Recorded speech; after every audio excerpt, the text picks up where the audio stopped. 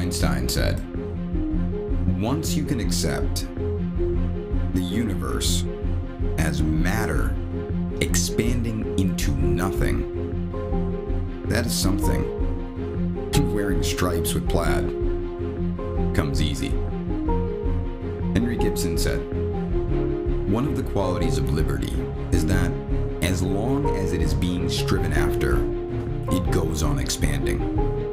Therefore, the man who stands in the midst of the struggle and says, I have it, merely shows by doing so that he has just lost it.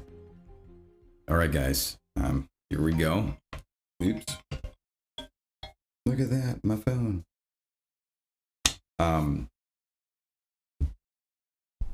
Should I delete that? Or should we leave it in there? Because, it's human.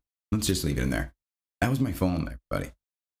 So today's going to be part 2 of being in love. And we're going to dive into like negative space. I have less time this morning because I have to work. So this is going to be a shorter episode, and we're going to cut to the chase on this one. So those 2 quotes, right? One of them was Albert Einstein, right? And he said, once you can accept the universe as matter expanding into nothing, that is something. Wearing stripes with plaid comes easy. And then Henry Gibson, which this seems like it's something that may not even be in alignment with that. One of the qualities of liberty is that as long as it is being striven after, it goes on expanding. Therefore, the man who stands in the midst of the struggle and says, I have it, merely shows that by doing so, he has just lost it. And so we're going to tie that into, so how do the 2 meet together? Well, it has to do with the expanding of everything. It's been growing within my understanding and awareness that the nature of life is not nearly as solid as we think it is. In many ways, you could almost look at time as ripples in a pond. And you, every point of consciousness is at the center, and your time radiates out from you. And so each second is being reborn. It's really fascinating. And I can see an image of it. It's a multidimensional image, which would be a massive challenge to actually try to physically describe. Like there's I just remembered a dream I had last night about hyperspheres. Anyways, there's a thing, tesseract, right? Tesseract is a 4th dimensional cube, right? And then there's a 3-dimensional cube, and then there's a 2-dimensional square. The difference between a 2-dimensional square and a 3-dimensional cube is massive, and the difference between a 3-dimensional cube and a tesseract is massive. A tesseract is so big, multidimensionally speaking, that you actually can't see it you can't see it like on a piece of paper. You couldn't even see it here. It's like you can only grasp a concept of what it is, and it would actually, to give someone an idea of what it is, you can actually find these online. Make like a video that kind of shows this pulsating, moving square, right? And then you'd have to like see it as where it's like Russian dolls, so even if someone thinks they're on a planet, and it feels like the ground is flat, you zoom out further and you realize that they were actually in a 3-dimensional globe, and then you zoom out from there and you find out, oh wow, they're in a 4th dimensional hypersphere, which is to a 3-dimensional globe what a tesseract would be to a 3-dimensional cube. And why would it stop there, right? Wouldn't you then propose that that hypersphere is sitting within a 5th dimensional globe, and the tesseract is sitting within a 5th dimensional square, and that's sitting within a 6th dimensional, and that's when you can really start to grasp like what time is, and also see it as easily as a possibility that you are the center of your universe and are, in essence, God in action, conceiving yourselves to be what you are and generating an entire world around you, whereas I can exist in your world also being an aspect of the creator, creating my conception of myself and having an entire world outside of me mirror back to me what I am by juxtaposition. And so like every single point of consciousness everywhere is God being that thing, surrounded by a world supporting it by being that thing ad nauseum forever. It's really awesome. But so I put that out there because it's actually extremely helpful for me when I really dive into getting to the next level of really embodying the statement for in God all things are possible. In the knowledge of God, in the knowledge of the truth, all things are possible, right? We live in a world presently where people think, hey, I have trouble being happy. So I have a broken brain, chemical deficiency. I don't have the capability to change some value belief paradigms and heal that. No, the only way I can do it is by getting medicine. That, interestingly, barely even works. When you look at the studies of a lot of these antidepressants and things like that, they're in some cases, the antidepressant actually fared no better than the placebo. And when you really start to consider the fact that placebos, they give the person nothing, pills, and they can have the same results as someone who takes medicine, what does that say about the value of belief? If our bodies were just these physical solid machines and we didn't have the ability to transform literal matter with our minds, then, and we were just like machines, you couldn't give someone a nothing pill and have any results. It would be the exact same situation every single time. But just a person's interpretation of belief patterns can literally transform what goes on in a body made up of tens of trillions of living organisms and trillions times trillions of atoms and molecules, with each atom having the power to literally decimate an entire city with the energy involved in it. We are much more powerful than we think we are. But anyway, so we're going on the topic of love. And what I wanted to do is kind of bring home, so we're going to take it out of that really multidimensional, really deep thing, but I think it's helpful. Plant those seeds, and people can chew on that and grow an understanding, and maybe it'll be helpful. But one of the things I've been practicing with love is really reframing the way that I identify what I previously saw as opposition. I mentioned in the prior podcast that a Satan, is the translation of it was more or less meaning adversary, but the fact that it wasn't capitalized in many places where it's referenced in the Bible indicates that they were not personifying it. And so it indicates you could have adversarial results without a personified opponent, meaning you could have value belief paradigms which you choose to hang on to that are adversarial in nature, simply because your belief patterns allow the suggestion that there is a force that works in opposition to your will that exists.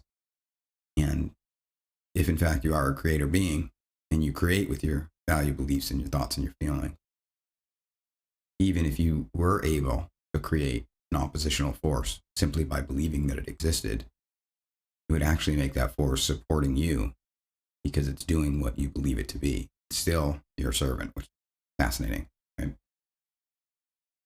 So, there's a phrase, the greatest trick the devil ever pulled was to convince the world that he didn't exist. I don't know where that came from. I've never looked it up. But what if the greatest trick you ever pulled was convincing yourself a devil existed?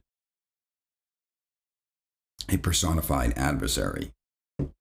Why would that be a trick that you could pull on yourself? Well, you create an opponent. You have an opponent. And what's one thing about an opponent? It's not you. What does that mean? You have no power. It's a very good way to disempower yourself. And you see people do this all the time, even people that don't necessarily believe in the devil. They believe there's a portion of themselves that works in opposition to themselves. They believe there's a portion of the world that.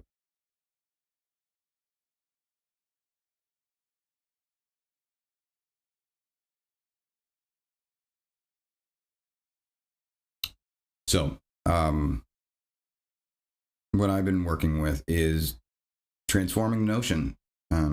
Look, let's say there's a 0.001% chance that what I believe is creating my reality. That's enough for me to say, you know what? Maybe I should explore changing my perspectives on what I once saw as an oppositional force, because I could literally be creating it. There's an old movie called Forbidden Planet, and that's kind of the premise of it. They have this technology, and the technology can read the subconscious mind of the people, and the people were creating monsters that were destroying them. And then they got more afraid of monsters, and more monsters came, destroyed them. Kind of crazy. So what did I do? Well, number one, yesterday I mentioned that to me, love is an intelligent energy. And to go a little further into that, I believe that it's like water.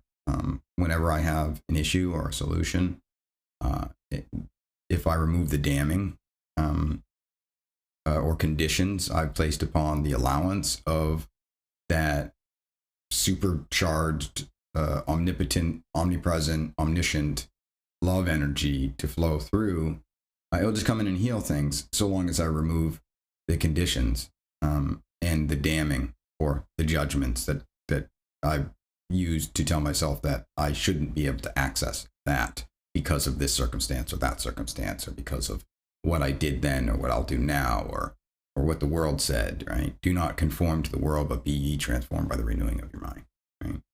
So I've been taking a look at the damning and slowly allowing them to dissolve, to give me more access to that intelligent energy, which is beautiful, because when I have an issue, Einstein said, don't use the mind that created the problem to solve it.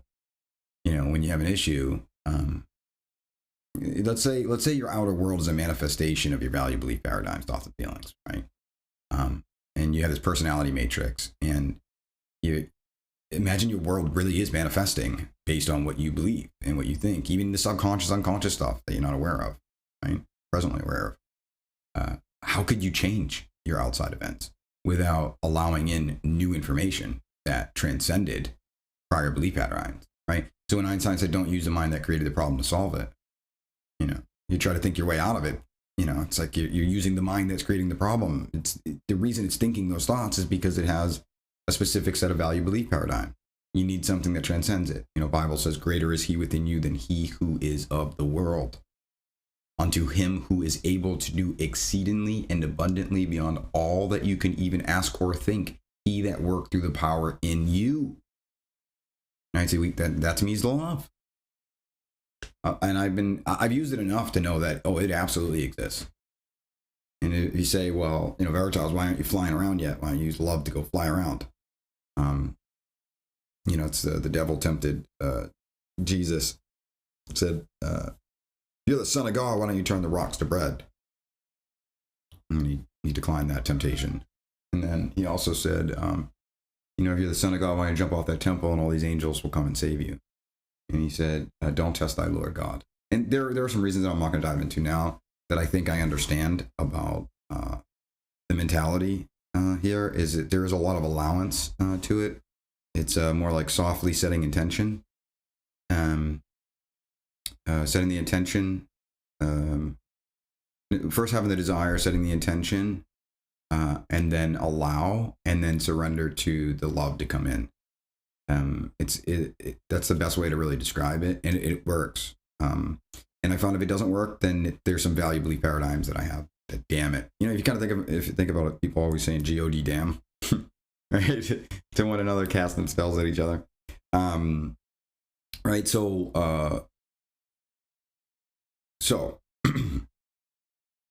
let's tie this back to what I started saying earlier about the universe expanding, right? And also bring in the thing I was saying about, if you believe that you have an adversary, a personification that is separate from you, that has the ability to thwart your plans, that is not within your realm of response ability to respond, that can be that actually kind of sounds like hell to me.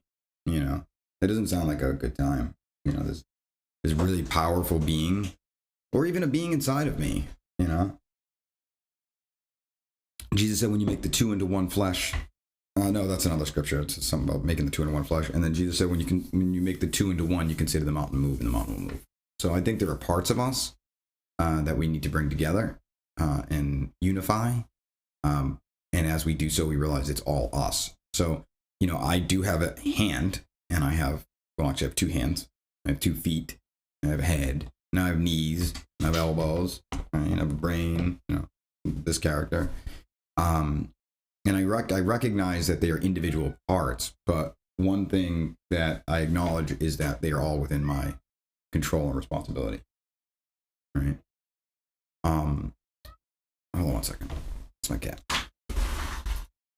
You know, we recognize, hey, these are parts of me, and they're all within my control. And I've talked about it in other episodes. I'll probably do kind of a rehash in future ones. About like what I consider to be the different parts of the body. From a consciousness perspective, you have an unconscious, a subconscious, a conscious, a superconscious, and then, you know, the heart conscious, right? The center kind of binds them all together. We'll do a whole episode on that. It's really cool. So it's about unification, but it's very important to understand with great power comes great responsibility, and with great responsibility comes great power. We have to own it. We have to say, I'm the one holding these beliefs. So if I do have something that's working in opposition to me, I am the one holding it. Nobody else is holding it for me. You know, so one of the tricks that's worked pretty good for me, and you know, if anybody else wants to try it out, it might be helpful. So we've, you know, you hear some people talk about darkness as if it's like this bad thing that works in opposition, right? Well, there is no such thing as a dark flashlight that you can shine on the light to kill the light. Not that I'm aware of, right? There are no like candles that only just throw out darkness, right? When we're talking about the universe, when Einstein said, once you accept the universe as matter expanding into nothing, right? You've got to think about that for a second, right? So the universe, as we know it to be, that is continuing to expand, is material and space. Both. Right? So if the universe, which is material and space, continues to grow and expand itself, here's a question. What is it expanding into? If it, by its very nature, is material and space, what could material and space expand into? And the crazy thing is that it's expanding into negative space, negative matter. That's crazy. So you almost think on the edges of the universe is this, and that's why Einstein said that that the universe is expanding into nothing. So that negative, like you hear about people saying, oh, that's negative energy or whatever. To me, I used to think of negative energy as an opposing force. Well, guess what? If I think it's an opposing force, what do I need to do? I need to protect myself. How am I going to protect myself? I'm going to resist it, right? So now I'm trying to battle against this other energy. But what if I'm just by my resisting of the energy, I'm creating it as an opponent, which is creating it as an oppositional force, which means that I have to battle against it. And then what's the best that I can hope to accomplish from it is maybe it's neutralized and I don't move in the direction that I wanted to move in, and I've just wasted my energy. So what I've decided to do is stop looking at, and the same thing with darkness, right? So darkness is just negative space for light to shine into. It doesn't actually exist. Just like cold. Cold actually isn't a thing. Now, the existence of the idea of cold gives us the ability to heat up something and have subjective interpretation of the qualities of heat. So it supports heat, but it actually doesn't exist.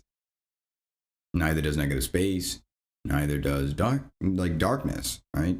It's a subjective interpretation of the absence of light to a degree, which once again means it supports it.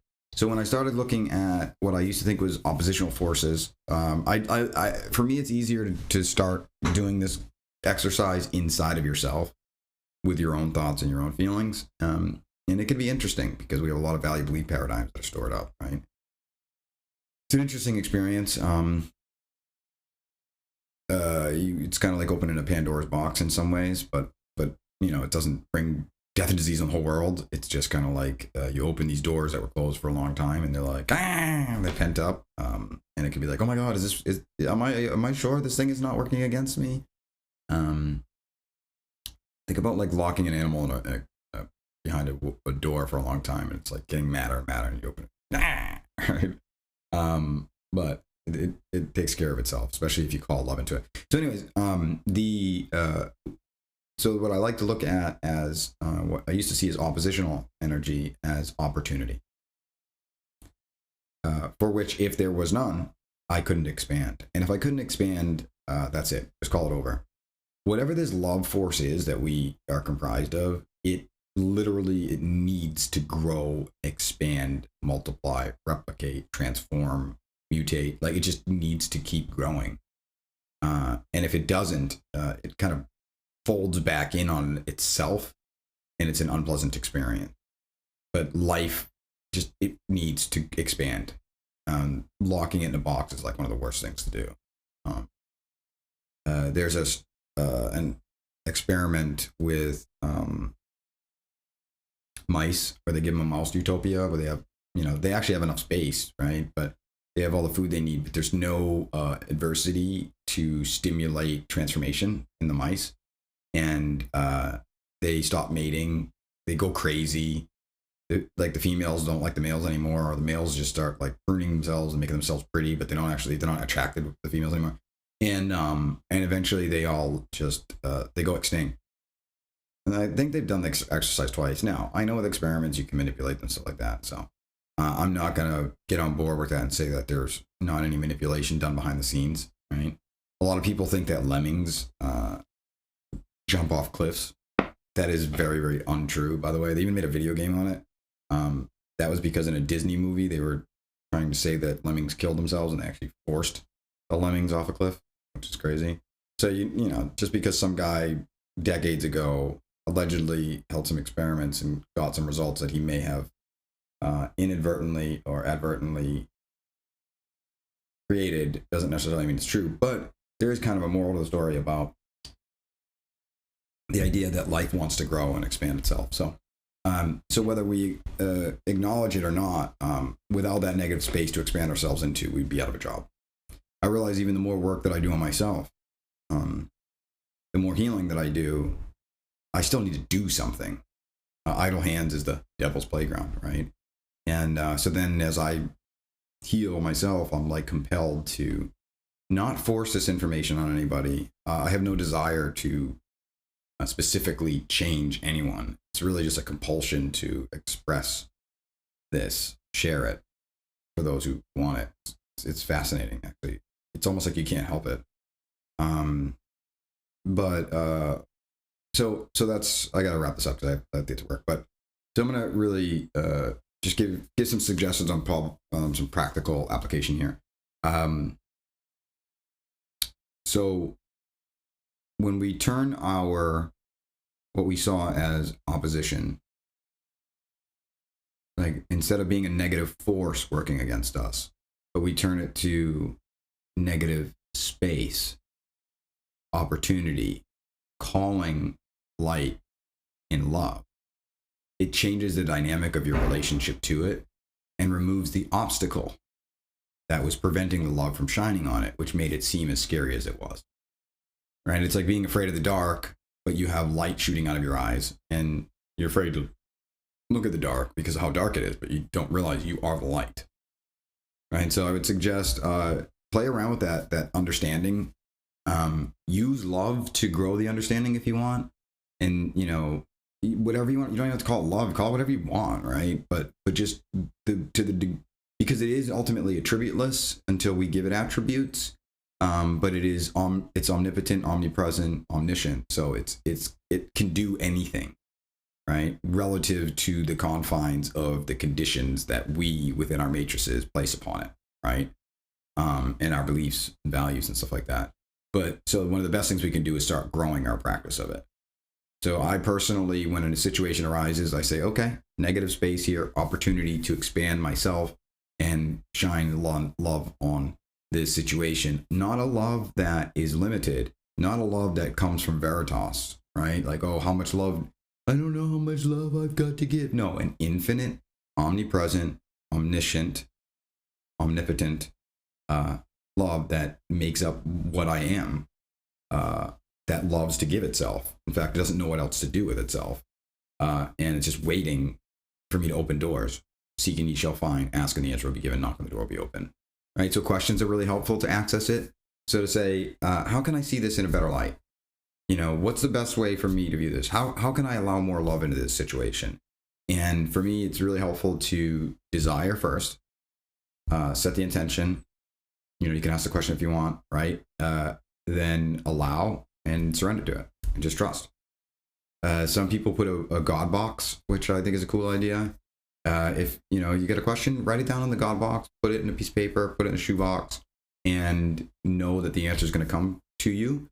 And it may come from the outside, it may come from the inside. It may be a combination of the two.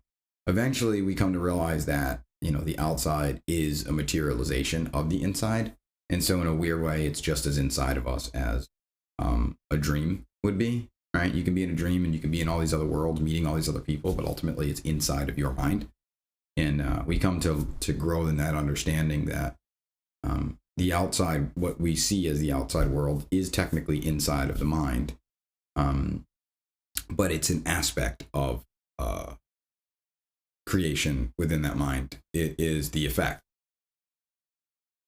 And the cause is the invisible.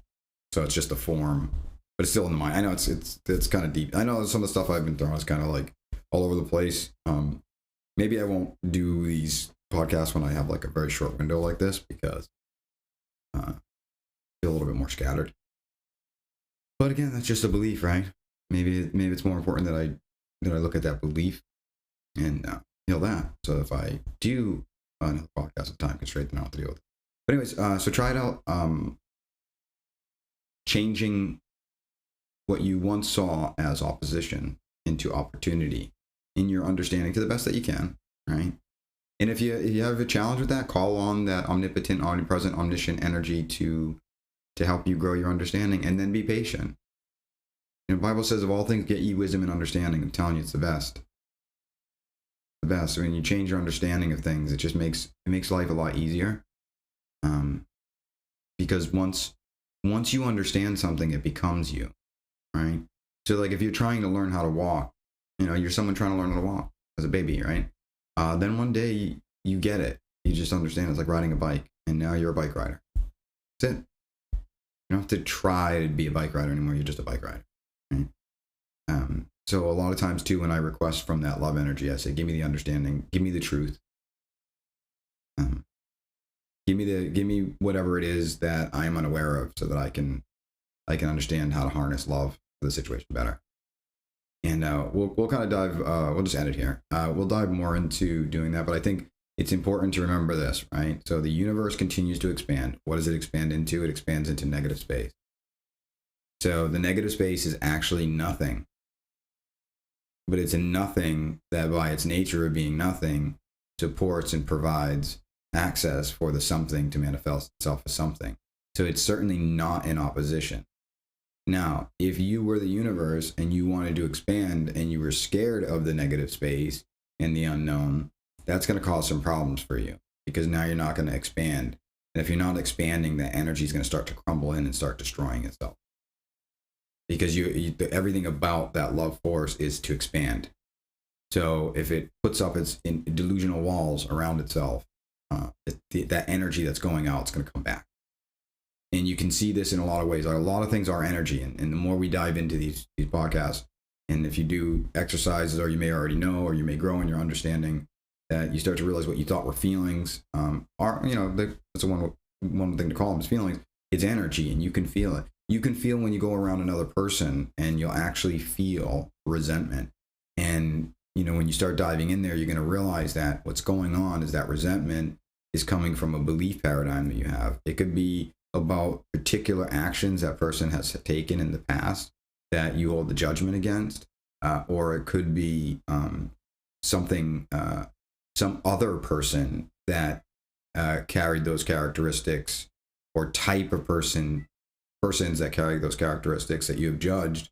And so when you go around that person, that energy, that energy wants to manifest itself and express itself.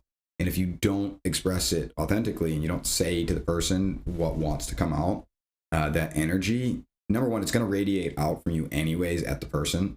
And the people that are more aware, like some people are I am hypersensitive to things like that. And you're going to see more and more people become hypersensitive to it.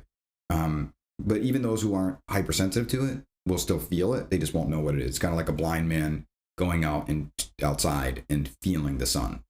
He may not be like, where is this coming from? But he feels the effects of the sun just as another person who isn't blind. He just doesn't know where it's coming from to the same way, or he may not be able to pinpoint what's going on to the same degree in his ignorance for not being able to see it, but it still affects him, right? So what ends up happening is these belief paradigms that we have create an energy that wants to express itself.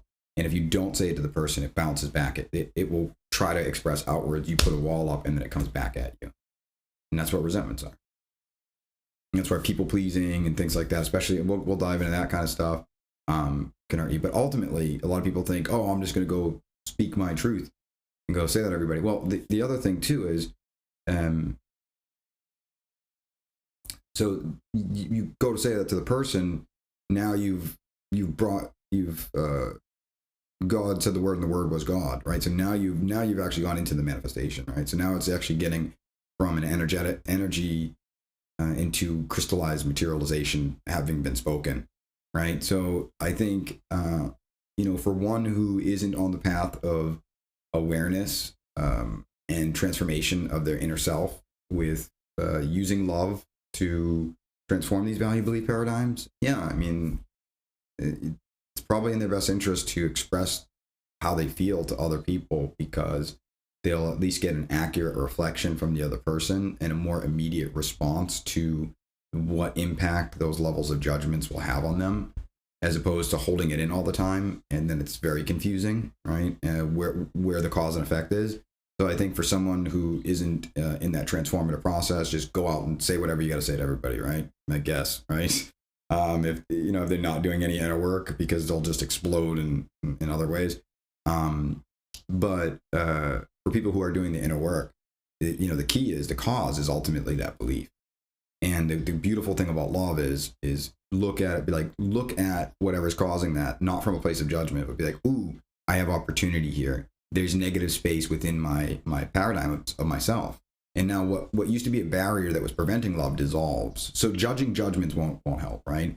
It's instead changing the perspective and reinterpreting it as negative space, calling light, like the partner of light. It's like, come on, fill me up, right? And then you say, oh, cool, I've got some negative space here that I can shine some light on and expand my value belief paradigm, personality matrix, universe, whatever you want to call it, right? And just try it, man. It's amazing. And the more you start turning your opposition into your friend, your partner, what you thought was your opposition in your friend, your partner, you form a covenant with it, a bond with your higher self and your lower self, or your super conscious and your subconscious, whatever you want to call it. Really, really cool. Your higher self and your past self, right? So we'll just start. We'll leave it here. Try some exercises out. I would say, if you're doing there's a difference between practice and testing. I wouldn't attempt to go at this from a testing perspective, because the problem is, if you're trying to test it, the only reason you would be testing it is because you had doubts. And because we live in basically a perpetual mirrorverse, you'd be sending out the energy of testing while you're actually trying to prove that it works. And that energy will impact the level of effectiveness it has, and could ultimately lower your faith in it, because it's not proving to you how successful that action can be. It's proving to you how unsuccessful it can be if you hold doubts within your mind by trying to test it. So Patience is very, very important. A lot of intending, allowing, and surrendering is involved. But I'm telling you, man, it's magic. Magic. Love is the answer. All right, guys. I'll see you tomorrow.